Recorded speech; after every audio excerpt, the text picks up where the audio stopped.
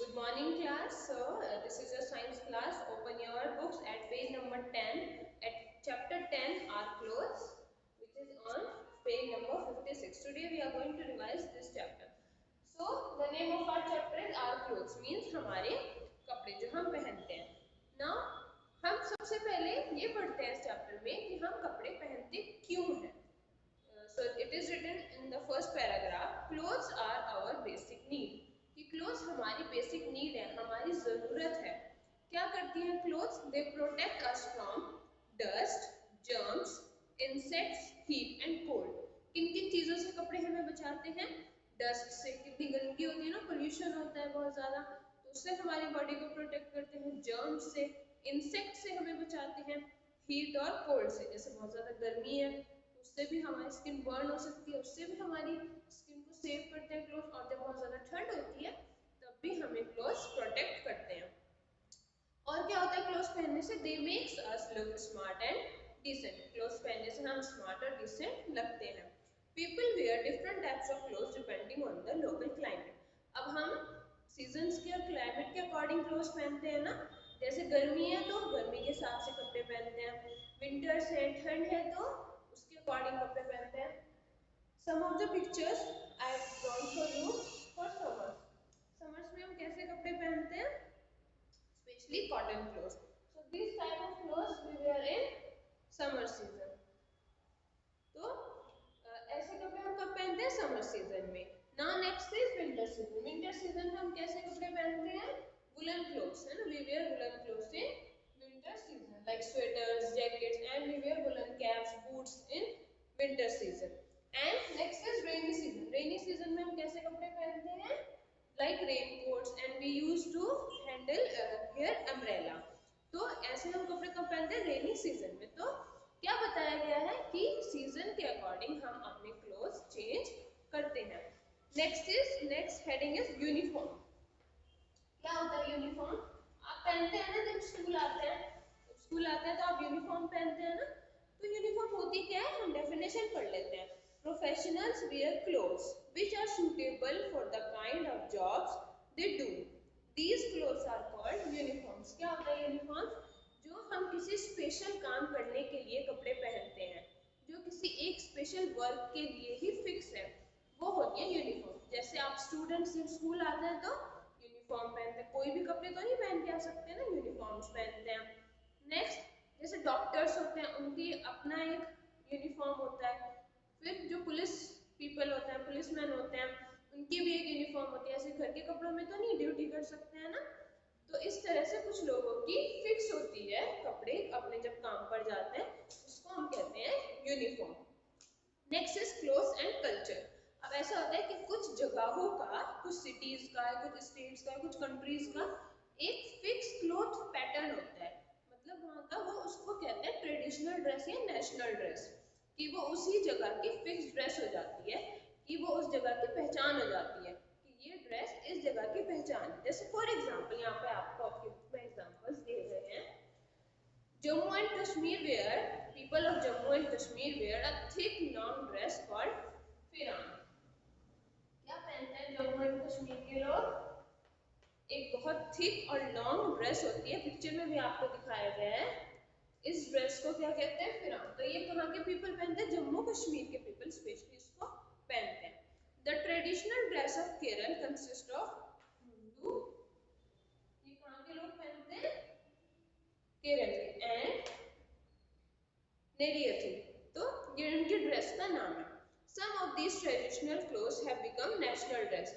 कुछ ड्रेसेस ऐसी भी हैं जो ट्रेडिशनल थी, मतलब कुछ जगह पे पहनी जाती थी, लेकिन वो वहाँ की नेशनल ड्रेस हो गई. जैसे kimono is the national dress of Japan.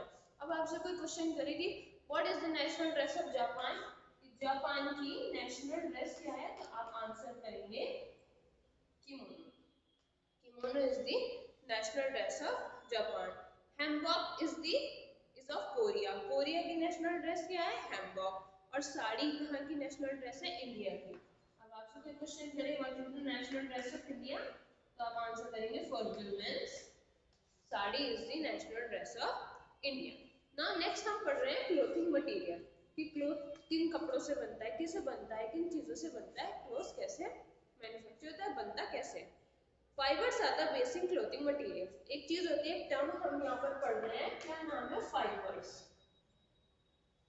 आपको पहले भी पढ़ाया है, हमने क्लास लिया। क्या होता है फाइबर्स, बिल्कुल बेसिक, मतलब जहां से किसी भी क्लॉथ के बनने की स्टार्टिंग होती है। मैनी फाइबर आप ऐसे समझ लीजिए, बहुत पतला सा थ्रेड लाइक स्ट्रक्चर होता है, जैसे थ्रेड होता है ना धागा, ऐसा होता है। अब बहुत सारे फाइबर्स लेते हैं हम और उन्हें आपस में ट्विस्ट करते हैं, मतलब आपस में मिक्स कर देते हैं, और इससे क्या बन जाता है, यार्न। इससे मिलके बनता है एक यार्न।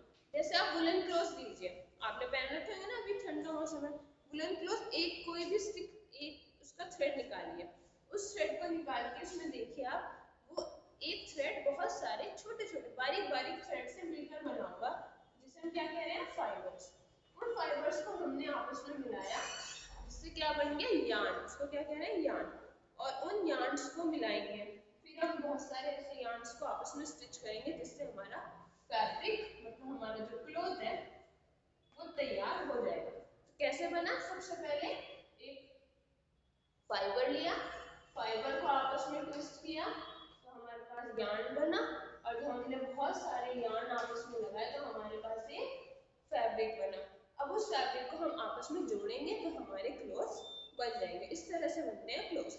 अब फाइबर्स हम 2 टाइप्स के यहाँ पर पढ़ेंगे। Number 1 natural fibre and number 2 synthetic fibre.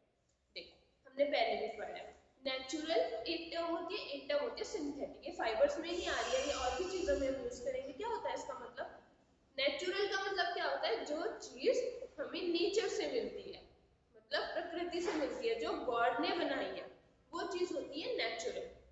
एक चीज होती है सिंथेटिक। सिंथेटिक क्या होती है, जो नेचर से नहीं मिल रही, जैसे हम बना रहे हैं फैक्ट्रीज में, शॉप्स में, जैसे हम बनाते हैं, वो होती है सिंथेटिक। 2 टर्म्स आप हमेशा पढ़ेंगे, एक नेचुरल और एक सिंथेटिक।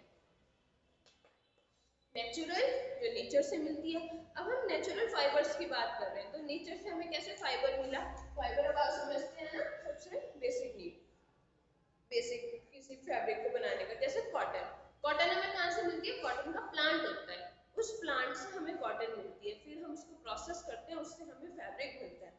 जूट, जूट भी हमें नेचर से मिलती है। और एक होती है सिल्क, सिल्क के कपड़े होते हैं ना, सिल्क भी हमें नेचर से मिलती है। किससे मिलती है, सिल्क वॉर्म से मिलती है। हमने एनिमल्स वाले चैप्टर में पढ़ा है, सिल्क वॉर्म होता है, वो सिल्क बनाता है। तो ये हमें नेचर से मिली है, नेचुरल है, हम तो नहीं बना रहे हैं ना, हम सिर्फ प्रोसेस कर रहे हैं। नेक्स्ट होता है सिंथेटिक। सिंथेटिक क्या होता है, जो हमें नेचर से नहीं मिलती, जिन्हें हम फैक्ट्रीज में बनाते हैं, जैसे नायलॉन, नायलॉन के कपड़े होते हैं, रेयन या पॉलिएस्टर, इन चीजों को हम बनाते हैं, मैन मेड होती है। जो चीजें मैन मेड होती हैं वो सिंथेटिक कहलाई जाती है। अब यहाँ पर आपको कुछ क्वालिटीज बताई हैं, किसकी, नेचुरल क्लॉथ्स और सिंथेटिक फाइबर्स की और नेचुरल फाइबर्स की। जो सिंथेटिक फाइबर्स हैं, दे आर वाटरप्रूफ। आपके लास्ट पैराग्राफ में लिखा हुआ है कि सिंथेटिक क्लॉथ्स वाटर प्रूफ होते हैं, स्ट्रेचेबल होते हैं और व्रिंकल फ्री होते हैं, तो हमें उन्हें आयरन करने की भी जरूरत नहीं होती है। Next and important topic is caring of clothes. हम कपड़े पहनते हैं, हमने ये पढ़ लिया कि हम कपड़े क्यों पहनते हैं, कैसे पहनते हैं, सीजन्स के अकॉर्डिंग पहनते हैं, देन कहाँ की ट्रेडिशनल क्लोथ्स हैं और क्लोथ्स बनते कैसे हैं। अब हम ये पढ़ रहे हैं कि हम अपने क्लोथ्स की केयर कैसे करें, प्रॉपर केयर के। आपको यहाँ पे 4 मेथड बताए हैं, हमें 4 तरीकों से अपने क्लोथ्स की केयर करनी है। Number 1 is cleaning. सबसे पहले जरूरी है सफाई। Clothes should be properly washed. तो हम यहाँ पर लिख रहे हैं नंबर 1 इज क्लीनिंग। सबसे पहले क्लीनिंग जरूरी है, अच्छी तरह वॉश होने चाहिए, हमें वॉशिंग पाउडर अच्छा यूज करना चाहिए। कुछ कपड़े ऐसे होते हैं जो एम्ब्रॉयडर्ड होते हैं, जो हम वॉश नहीं कर सकते, उनके लिए हम क्या करते हैं ना, ड्राई क्लीन करवाते हैं, है ना, ब्लेजर्स वगैरह भी हम ड्राई क्लीन करवाते हैं। Next is drawing. ड्राइंग मतलब कपड़ों का सूखना, कैसे कपड़े ड्राई होते हैं। वी शुड नॉट ड्राई, हमें ज्यादा ब्राइट सनलाइट में कपड़े नहीं रखने चाहिए। हमने इससे पहले वाले चैप्टर में पढ़ा है कि ज्यादा देर कपड़ों को सनलाइट में नहीं रखना चाहिए। क्यों, क्योंकि उससे जो कपड़ों का कलर होता है वो फेड हो जाता है, हल्का हो जाता है, खराब हो जाता है। तो हमें ड्राइंग भी अच्छे से करनी चाहिए। Next is ironing. आयरनिंग आप समझते हैं, जिसे हम घर में कहते हैं प्रेसिंग, कपड़ों पे प्रेसिंग करना। आयरनिंग अच्छी तरह करनी चाहिए कपड़ों की केयर के लिए। Next is storing. ये 4 तरीके हैं। स्टोरिंग मतलब कपड़ों को अच्छी तरह से रखना। फोल्ड करके अलमीरा में हमें प्रॉपरली अपने क्लोथ्स को रखना चाहिए। कभी कभी इंसेक्ट्स भी हमारे क्लोथ्स को खराब करने लगते हैं, तो उसमें हमें मॉथ बॉल्स डाल देनी चाहिए। बॉल्स आते हैं स्पेशली जब हम हमारे विंटर क्लोथ्स पैक करके रखते हैं, तो उसमें हम वो व्हाइट कलर की नेफ्थलीन बॉल्स या मॉथ बॉल्स डाल देते हैं, जिससे कोई इंसेक्ट हमारे क्लोथ्स को खराब ना करे। तो 4 मेथड है जिससे हम अपने क्लोथ्स की प्रॉपर केयर कर सकते हैं: cleaning, drawing, ironing and storm. So this was